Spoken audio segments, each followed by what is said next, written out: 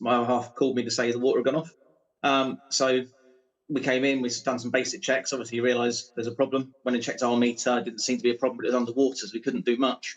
Called up Thames Water, and that was the start of about 10 phone calls through to them between us and the neighbours, where continually we were told it was fixed. A fix was en route. There was a clamp over the fix, and it'd be removed, and we'd get water back shortly.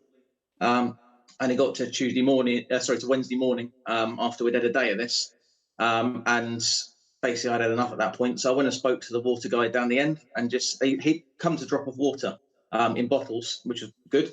But he basically said to us that he'd have a quick look because it sounded very wrong. There was no one on site, and it had gone on for 36 hours at that point. So I went down to speak to him and said, look, can you call a manager? Because the call centre, they just, every time you call, there is another, it's been fixed, we don't have you down, or that we fixed it 30 miles away and that must resolve your problem. What was his reaction? What was his reaction to when you blocked the van in? Yeah, I'll be careful with expletives on here. When I initially said, I'll have to force it, and he went, well, go on then. So I went and pulled one car behind. As I pulled the second one in front, he walked down the road, fingers waving, as you can imagine, shouting the F and the, your... Other words, yes. Lots of words we can't put on here. And I'll call the police. Even when I got out of the car at that point, and I'll admit, hands up, anyone knows me, I can be a screaming, shouting person, but I think I was just worn out and tired because I wasn't. And my neighbours have backed it up because we ended up with the police down because his van was blocked in. And all we asked, I just stayed calm the whole time and just said, look, just call your manager, I'll move the van. Call the manager, just get me someone that can take control of this and stop closing calls and leaving us with no water. And I will move the van. I just want to have a shower, clean the kid, clean her bibs, clean her sleeping stuff.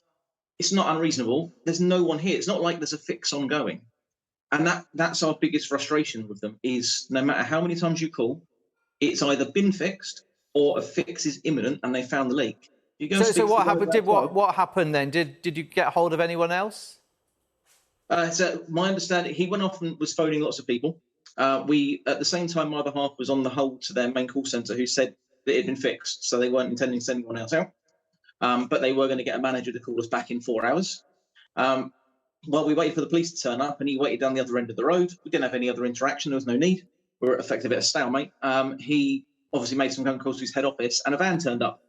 And that started the work on the road, and they started digging and looking, and they've been here ever since, basically. Yeah, overnight, all night. So it's not fixed. And Sarah, what kind of upheaval has this caused you and trying to sort baby Clara there? Yeah, it's been really difficult because, as you can imagine, you have to wash bottles, and even if you pour the leftover milk down the sink, there's no way to rinse it, so the kitchen smells of rotten milk. This morning she projectile vomited all over herself, and it was really hard to wash her. It's been really, really difficult, and actually mineral water is not always fit for consumption for babies because it might have too high a sodium content, so they're meant to drink tap water, so that's been tricky. I've been driving to my parents' house in Oxfordshire to get water. My parents are elderly and my mum's recovering from a hip operation, a hip replacement, so it's been really difficult going over and trying to make sure we do the best for our little girl. Has this affected the whole street or just one or two properties? Yeah, it affected the entire street of 5 houses, which might not sound like a lot, but that's 4 of these 5 households are classed as vulnerable because we've got children under 5 or they're elderly. And Thames Water kept acknowledging that we were vulnerable and said they would send water, and then water never turned up. And it turned out that you had to register as vulnerable, and unless you did this, the water deliveries were just cancelled. So we had a fight even to get water for a while as well. So it's been really difficult.